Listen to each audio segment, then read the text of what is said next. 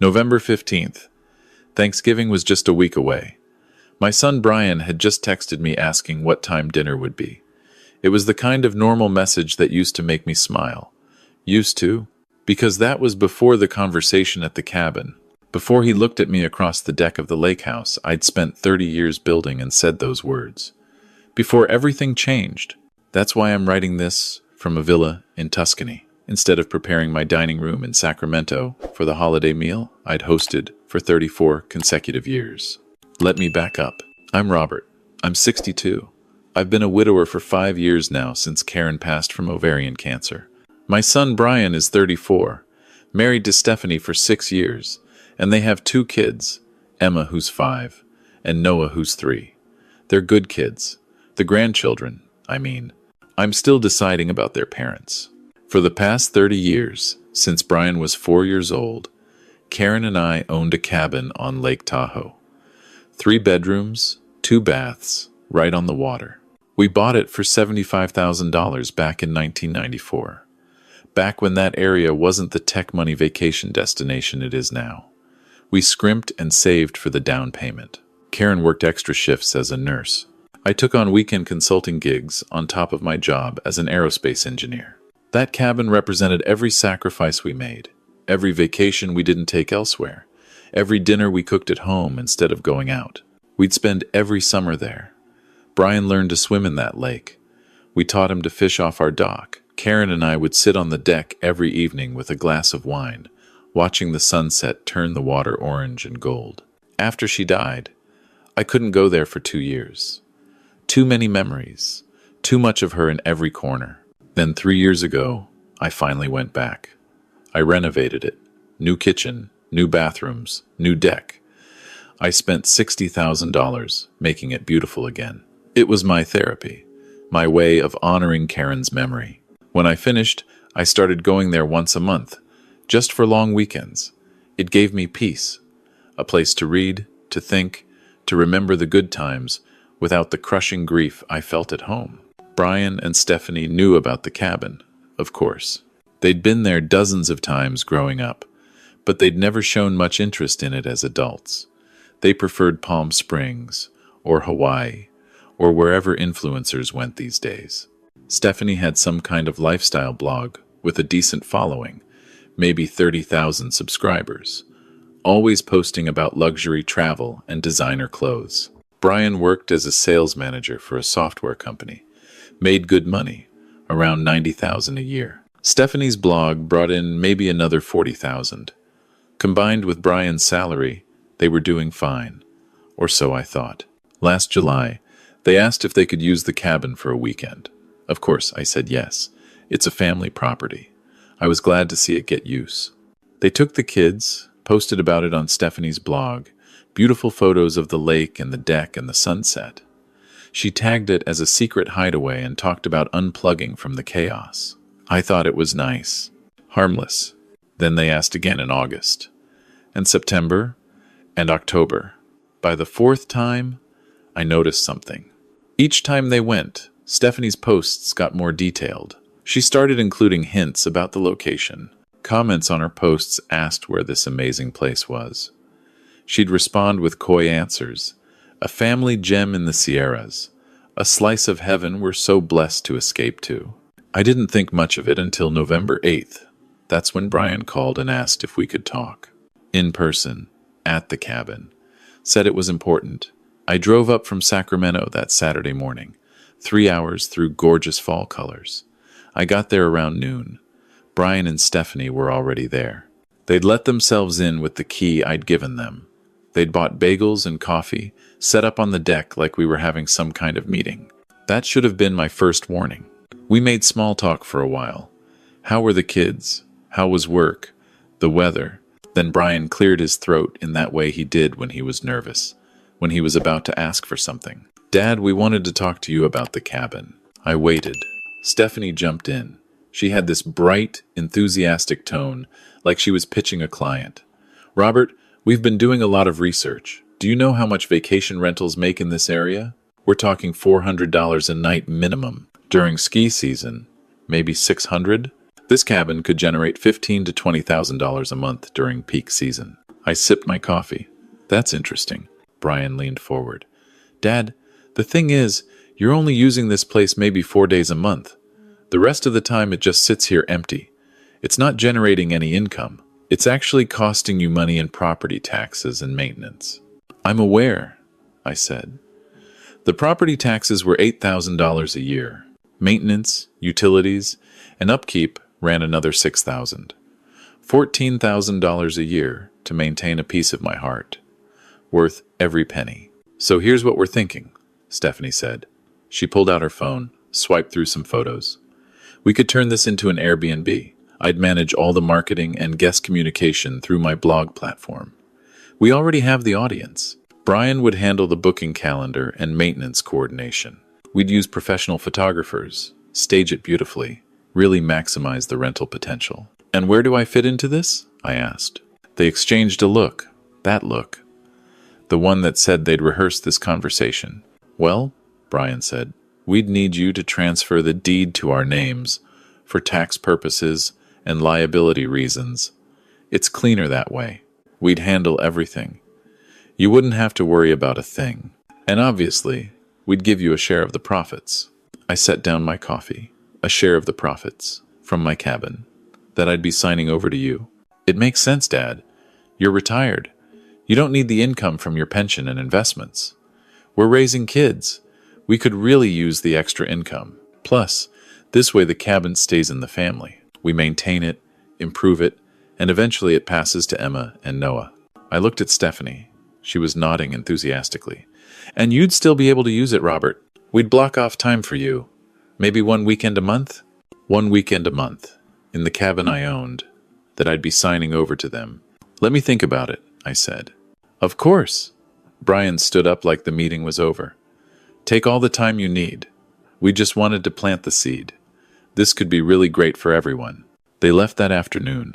I stayed at the cabin for the rest of the weekend, sitting on the deck, thinking. Something felt wrong about the whole thing. Not just the audacity of asking me to sign over my property, but the way they'd presented it, like it was already decided, like my role was just to agree. I called my lawyer friend Mark on Monday, told him about the conversation. He was quiet for a minute. Bob, I'm going to be straight with you. If you sign that property over to them, you have zero legal claim to it. They could rent it every single day of the year, and you'd have no recourse. That share of profits they mentioned, that would be entirely voluntary on their part. No contract, no guarantee. You'd be a guest in your own cabin. That's what I thought. And Bob, if they run it as a business and it generates significant income, you giving them that property could be seen as a gift. The IRS could come after you for gift taxes. We're talking about a property that's probably worth $700,000 now. That's way over the annual gift exclusion. $700,000. I'd had it appraised last year for insurance purposes. The appraiser had actually suggested $750,000, but I'd taken the conservative estimate. What should I do? Tell them no, it's your property. You don't owe them a business opportunity. So that's what I decided. I'd tell them no, clearly, kindly, but firmly. No. I called Brian the next week, said we should talk. He suggested Thanksgiving, said they'd come to my place as usual. We'd have dinner, and we could discuss it then. I agreed. It felt appropriate. Family dinner, family discussion. Thanksgiving morning, I was up early prepping the turkey. I'd invited my sister Janet and her husband, my old colleague Mike and his wife, and of course Brian's family. 8 adults, 2 kids. The dining room table was set with Karen's good china. I'd spent 2 days cooking. Turkey, stuffing, mashed potatoes, green bean casserole, cranberry sauce, 3 pies. Brian and Stephanie showed up at noon. The kids ran in, excited. Emma helped me set out the napkins. Noah wanted to see the turkey. It was nice, normal, for about an hour. Then, while I was carving the turkey in the kitchen, Brian came in. Hey, Dad, did you think about our proposal? I put down the carving knife. I did, and I appreciate the thought you put into it, but I'm not interested in turning the cabin into a rental property. It's a family retreat, not a business. His face darkened. Dad, come on, you're being stubborn. It's my property, Brian. I'm allowed to be stubborn about it. You're retired. You don't even need it. I turned to face him. I don't need it? Son, I spent 30 years building that place with your mother. I spent $60,000 renovating it after she died. It's not about need. It's about what matters to me. What matters to you is sitting in an empty cabin feeling sorry for yourself. I felt like he'd slapped me. Excuse me? You heard me. Mom's been gone 5 years, Dad. At some point you have to move on. Hoarding this cabin like some kind of shrine isn't healthy. Stephanie appeared in the doorway. She must have heard us. Brian's right, Robert. This cabin could help us give Emma and Noah opportunities. Private school, college funds. Don't you want that for your grandchildren? I have college funds set up for both of them already. I started those the day they were born. You know that. Okay, but we have other expenses. Our mortgage, student loans. We're barely keeping our heads above water. I stared at her. You make $130,000 a year between the two of you. Your mortgage is $2,800 a month. I know because Brian told me when you bought the house. Where is all your money going? She bristled. That's really none of your business. It becomes my business when you're asking me to hand over a $700,000 asset because you claim you're struggling. Brian stepped between us. Dad, this isn't about the money. Then what is it about? It's about you being reasonable. You're getting older. You're living alone in a house that's too big for you. You spend your weekends at a cabin in the mountains, by yourself. Don't you think that's a little sad? You're 62 years old, and you have no life, no purpose. You're just existing. And there it was, the real conversation under all the others. No purpose, I repeated. I didn't mean it like that. Yes, you did. I could feel my voice shaking, not with anger, with hurt. You think because I'm retired, because your mother is gone, I'm just taking up space. Dad, you want the cabin because you see it as wasted on me. An old man with nothing better to do than sit by a lake and remember better days. Stephanie crossed her arms. You know what, Robert? Maybe we're right. You retired from your job. What's the point of you anymore? You don't work. You don't contribute anything. The least you could do is help your own son build a future. The room went silent. I could hear my sister and Mike in the dining room, their conversation trailing off. They'd heard. Brian didn't contradict her. He just stood there, looking uncomfortable, but not denying what she'd said. I picked up the carving knife. For a second, Brian flinched. But I just went back to carving the turkey. My hands were steady. My voice was steady. I think you two should leave. Dad, come on. Take the kids. Go home. Dinner's canceled. You're being ridiculous. I looked up at my son. 34 years old. I'd raised him, taught him to tie his shoes, ride a bike, drive a car, paid for his education, gave him $25,000 for his wedding, gave him another $15,000 for the down payment on his house, set up college funds for his kids, and now he stood in my kitchen while his wife told me I had no purpose, and he said nothing. Get out of my house. They left. Took Emma and Noah, who were crying because they didn't understand why Thanksgiving was ruined. My sister came into the kitchen. She'd heard everything. Bob, I'm so sorry. I finished carving the turkey. Let's eat. Everyone else is here. No reason to waste good food. We had Thanksgiving dinner, but I barely tasted it. I kept hearing Stephanie's words. What's the point of you anymore? After everyone left, I sat in my living room.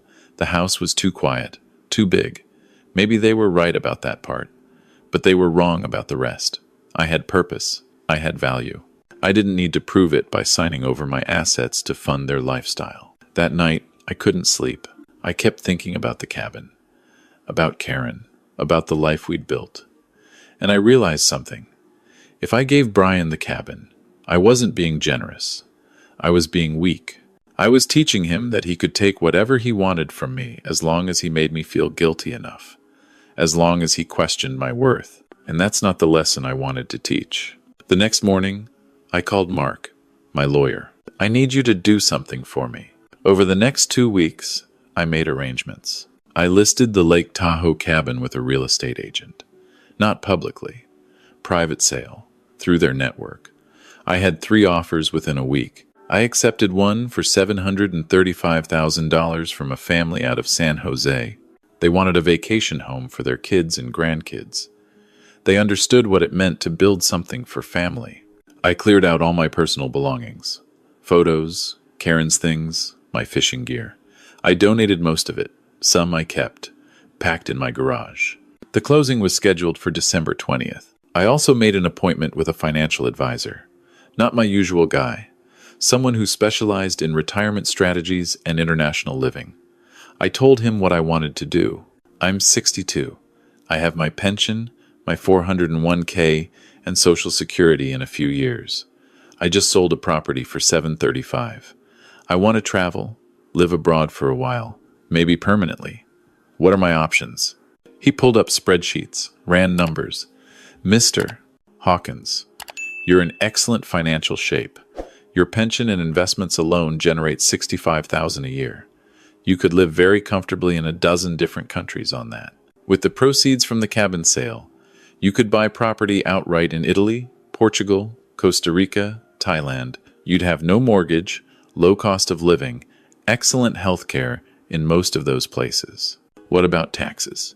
As long as you maintain your U.S. citizenship and file properly, you're fine. Many countries have tax treaties with the U.S. You might even come out ahead. I thought about Italy. Karen and I had always talked about going to Italy. We'd planned a trip for her 60th birthday. She died 3 months before we were supposed to go. Tell me about Italy. He pulled up information, showed me towns in Tuscany, small villages where you could buy a renovated villa for $200,000, where the weather was beautiful year-round, where an American retiree could live like a king on $3,000 a month. I'll do it, I said. Which part? All of it.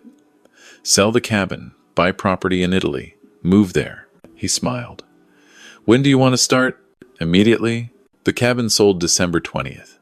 After closing costs and paying off the small remaining loan I'd taken out for the renovation, I netted $685,000.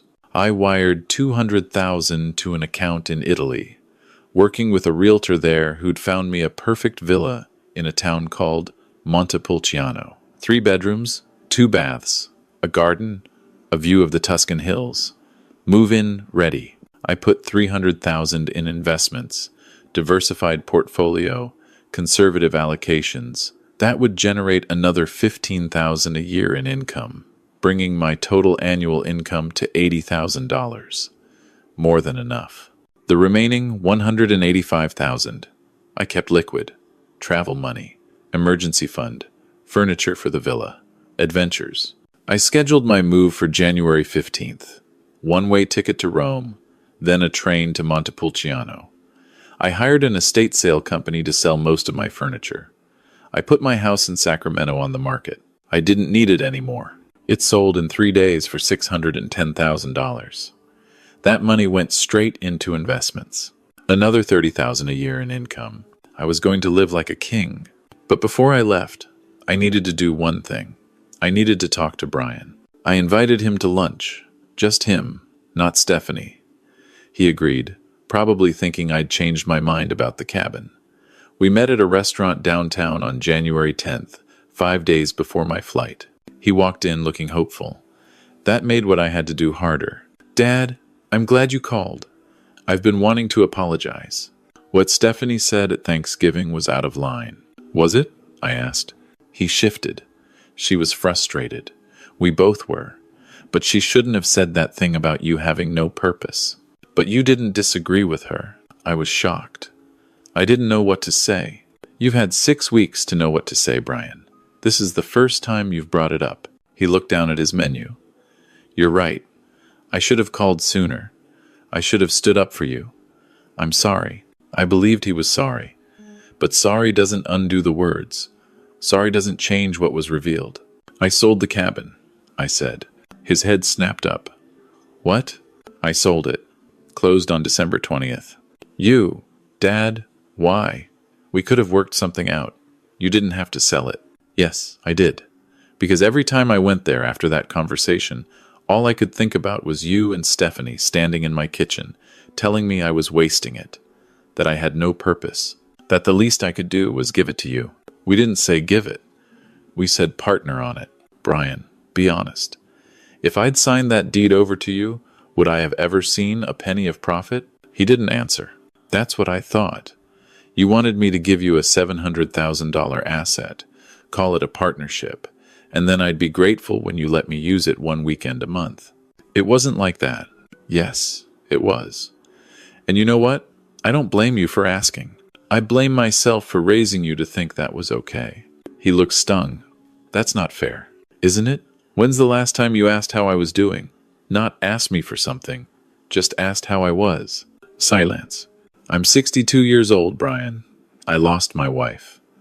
I retired from a job I loved. I'm figuring out who I am in this next phase of my life. And instead of supporting that, you told me I was wasting my time, that I had no purpose, that the only value I had left was in what I could give you. Dad? I never said that. You didn't have to. You stood there while Stephanie said it, and you didn't defend me. That told me everything I needed to know. I pulled an envelope out of my jacket and slid it across the table. He looked at it like it might explode. What's this? Open it. He did. Inside was a cashier's check for $15,000 and a letter. The check is for Emma and Noah. I already have their college fund set up, but this is extra. For anything you think they need. Dance classes, sports, whatever. It's for them, Brian, not for you. He stared at the check. Dad, I don't understand. Read the letter. He unfolded it. I'd written it 3 days ago, revised it a dozen times. I'd made Karen's sister read it to make sure I wasn't being too harsh. She'd cried, said I was doing the right thing. The letter said, Brian, by the time you read this, I'll be living in Italy. I've sold the cabin and the house. I'm starting over in a place where no one knows me as the widower, or the retiree, or the guy who's just existing. I'm going to be Robert, just Robert. I want you to understand why I'm doing this. It's not to punish you, it's to save myself. When your mother died, I lost my partner, my best friend, my reason for getting up in the morning. I spent 2 years in a fog. Then I started rebuilding. The cabin was part of that, having a place that was ours, that held our memories, gave me something to hold on to. When you asked me to turn it into a rental property, you weren't just asking for a business opportunity. You were asking me to erase the last piece of the life your mother and I built. You were telling me that my memories, my grief, my process of healing, all mattered less than your financial convenience. And maybe you're right that I should move on. But moving on doesn't mean erasing the past. It means taking it with me and building something new. That's what I'm doing in Italy. I love you. I love Emma and Noah. But I can't be in your life right now the way things are. I need you to understand that I have value beyond what I can give you. I need you to see me as a person, not a resource. Maybe someday we'll rebuild our relationship. But that can't happen until you understand why this hurt me so much.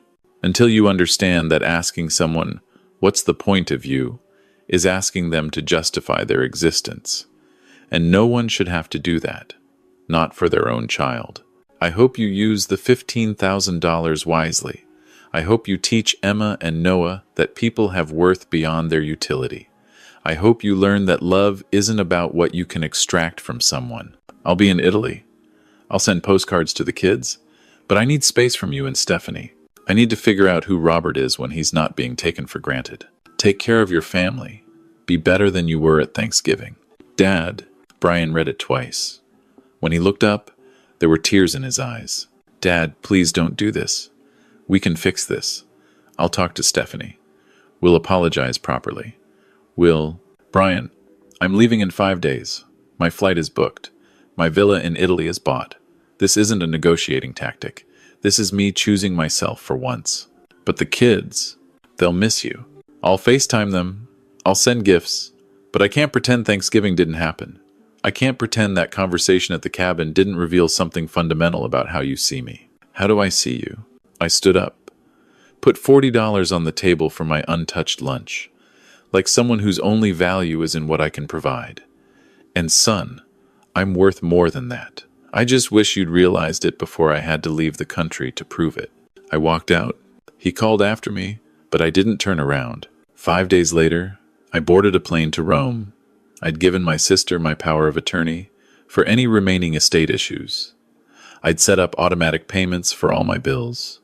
I'd forwarded my mail. I'd notified Social Security of my international address. I was ready.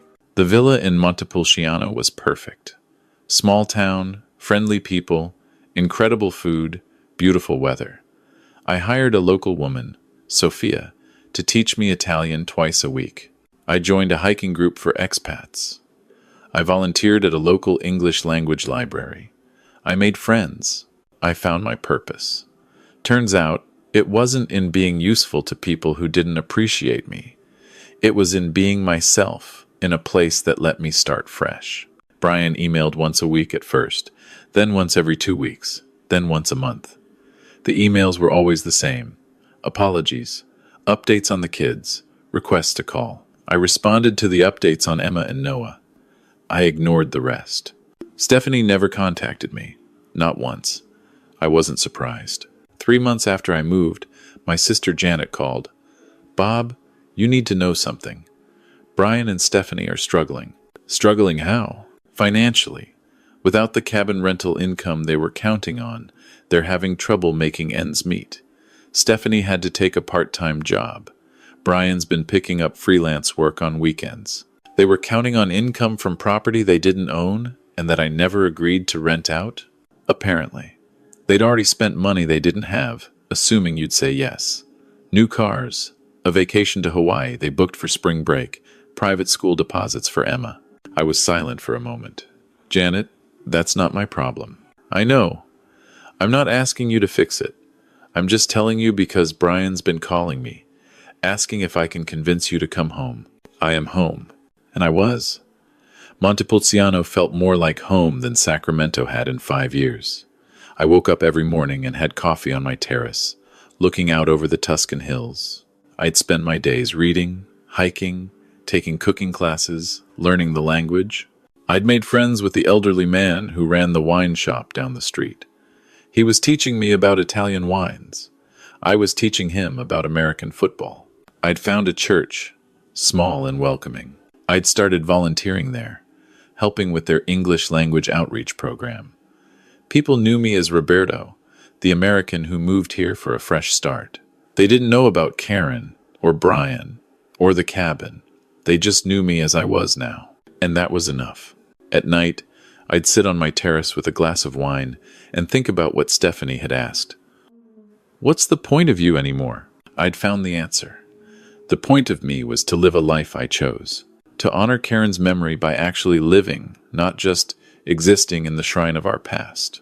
To show my grandkids, even from a distance, that it's never too late to start over. That your worth isn't measured in what you provide for others, but in how you choose to spend the one life you're given. 6 months after I moved, I got a letter.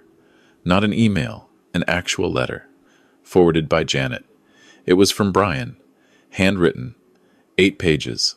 He told me everything. How he and Stephanie had gotten in over their heads with debt. How they'd been counting on the cabin income to dig themselves out. How they'd already committed to expenses based on that assumption. How, when I sold it instead, their carefully constructed house of cards collapsed.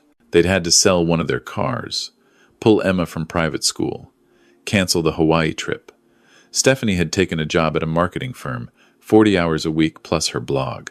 Brian was working 60-hour weeks, trying to make up the difference. But more importantly, he wrote about what he'd learned, how he'd been taking me for granted, how he'd seen me as a safety net instead of a person, how Stephanie's words at Thanksgiving had echoed in his head every day since, how he'd realized, too late, that asking me to justify my existence was the cruelest thing he could have done. He wrote, "Dad, I get it now. You're not an ATM. You're not a resource to be managed. You're my father. You're a man who lost his wife and found the strength to rebuild his life. You're someone who worked hard for 40 years and earned the right to enjoy retirement however you choose. You're someone who deserved better from his son. I'm not asking you to come back. I'm not asking for money. I'm not asking for anything except the chance to apologize in person someday. When you're ready, if you're ever ready, I'm teaching Emma and Noah about you. Not the version of you I took for granted. The real you. the aerospace engineer who helped design parts for spacecraft, the husband who loved his wife so much he renovated their cabin as a memorial to her, the man who had the courage to move to Italy at 62 and start completely over. I want them to know their grandfather as someone to admire, not someone to use. I'm sorry it took losing you to figure that out. I read that letter 3 times. Then I folded it up and put it in my desk drawer. I didn't respond. Not yet. Maybe someday, but not yet. Because here's what I learned in Italy. In my villa, overlooking the Tuscan hills, drinking wine made by my neighbor, speaking broken Italian with Sophia, hiking with my expat friends, living my life on my terms. The point of me is not to justify my existence to anyone. The point of me is to exist joyfully, purposefully, authentically, to take the years I have left and fill them with experiences and connections and growth. To honor Karen, not by clinging to the past, but by embracing the future she would have wanted for me. The point of me is not to be useful to people who don't value me. It's to be whole for myself. And you know what? I am. For the first time since Karen died, I'm whole. I wake up with purpose. Not because I'm providing for someone or proving something to someone, but because I'm living a life I chose. A life that makes me happy. Maybe Brian understands that now. Maybe he doesn't. Either way, it's no longer my job to teach him. He's 34 years old. He's a father himself. If he wants to rebuild our relationship, he needs to do the work. He needs to prove, not with words, but with actions, that he sees me as more than what I can give him. Until then, I have my villa, my wine, my Italian lessons, my hiking group, my church, my new friends who know me as Roberto, not as someone's disappointing father or someone's widow. I have my purpose. And it's enough. Last week, I got a FaceTime call from Emma. She's 6 now. She held up a drawing she'd made. It was me, standing in front of a house with idly written on top. I made this for you, Grandpa. Daddy says you live in Italy now, and it's very beautiful. It is beautiful, sweetheart. Are you happy there? I looked out my window at the golden afternoon light on the hills. Yes, Emma, I'm very happy here. Daddy says we might visit someday. Would that be okay? I thought about it. Maybe someday, when you're older, I'll show you all my favorite places. Okay. I love you, Grandpa. I love you too, sweetheart. After she hung up, I sat on my terrace and thought about that question. Would it be okay if they visited? Would I want to see Brian again? I don't know. Maybe. Someday. When enough time has passed. When he's proven he's learned what he needed to learn. When I'm ready to let him back into my life without resentment. But that's future Robert's problem. Present Robert has dinner plans with Marco and Sophia. We're going to the trattoria down the street for pasta and wine. Then we're going to argue about whether Inter Milan or Juventus has the better team this year. Even though I barely understand soccer and they barely understand football. Present Robert has a life, a purpose, a point, and that's more than enough.